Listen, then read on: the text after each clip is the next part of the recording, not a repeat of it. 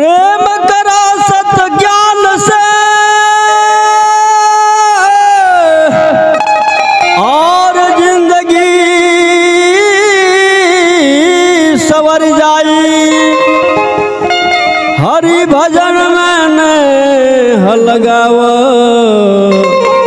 ना आई कोनो अफतिया।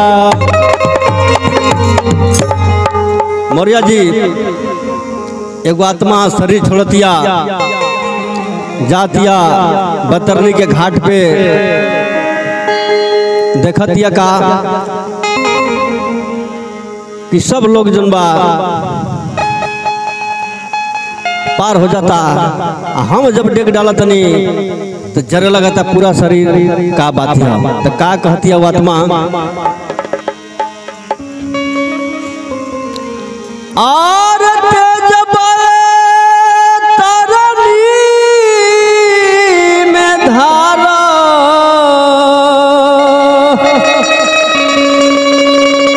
तनाव डगमगाई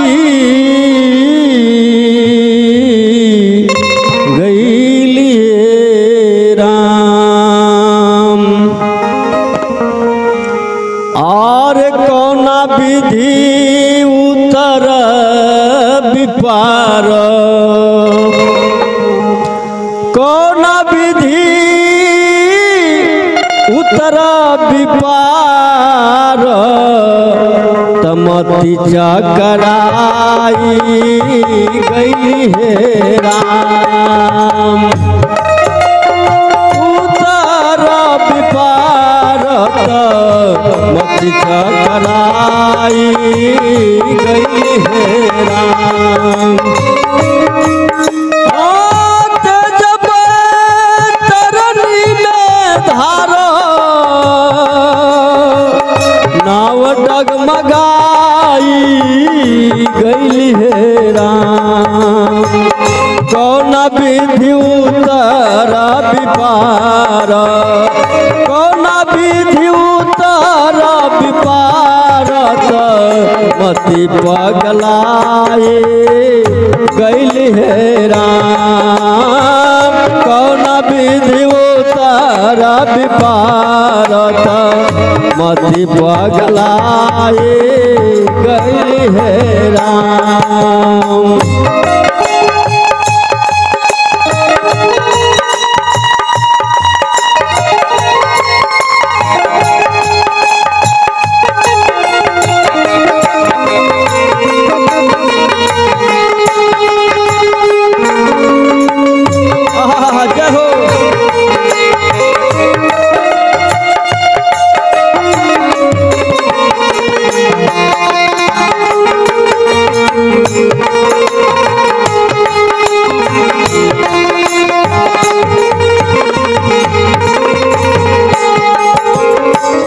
तब ओकर आत्मा के बहुत कुछ पूर्व के याद आवता। का कहतिया अरे ब्राह्मण ना भूखल खियवनी खियवनी हो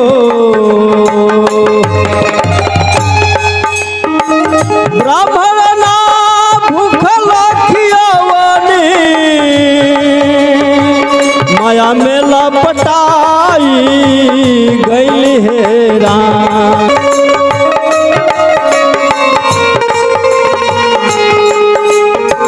ब्राह्मण ना भूखल खियावानी माया में लपटाई गई है राम।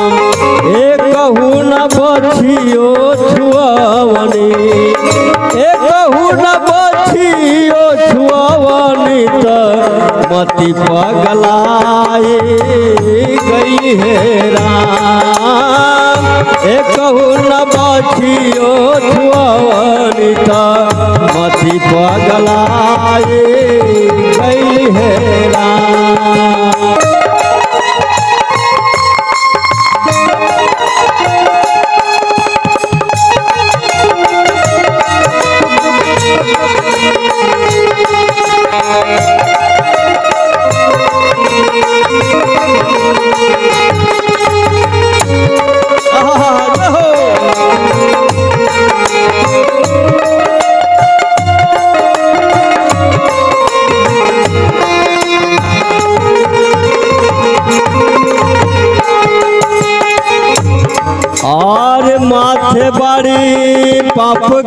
गठरिया आत्मा के पूर्व के बात जब देखत या सामने कहतिया कितना गलती काम कैनी। आज हमहू दान दक्षिणा भजन कीर्तन सत्संग कैले रहती तो हमहू माई बहनी के संगे पार हो जाती ना। माथे बड़ी पाप के गठरिया डगरिया भयावा लागे राम।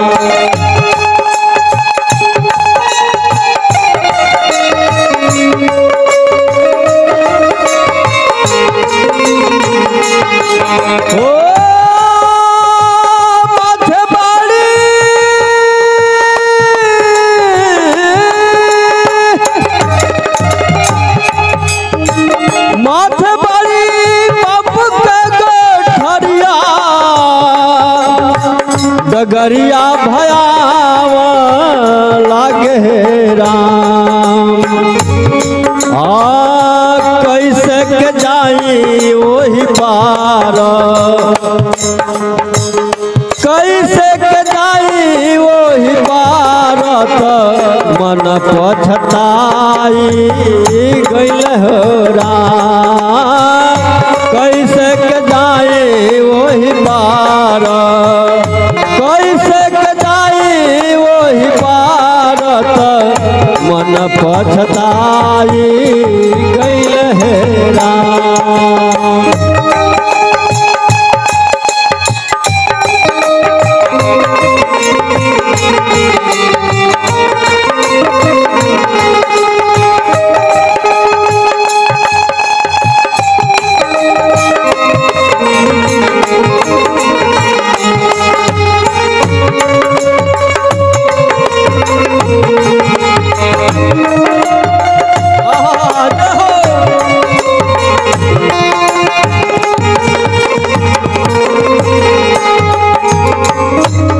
आखिरी कड़ी में मौर्य जी वो आत्मा कहतिया और संगही के सखिया सुजानी सुजानी हो सखही के सखिया सुजानी सब कोई पार भैलिए राम।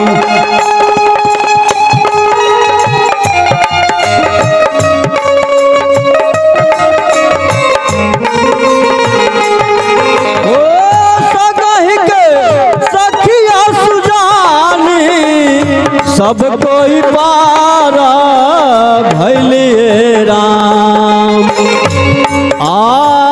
विजय तरनी शर्मा खाड़,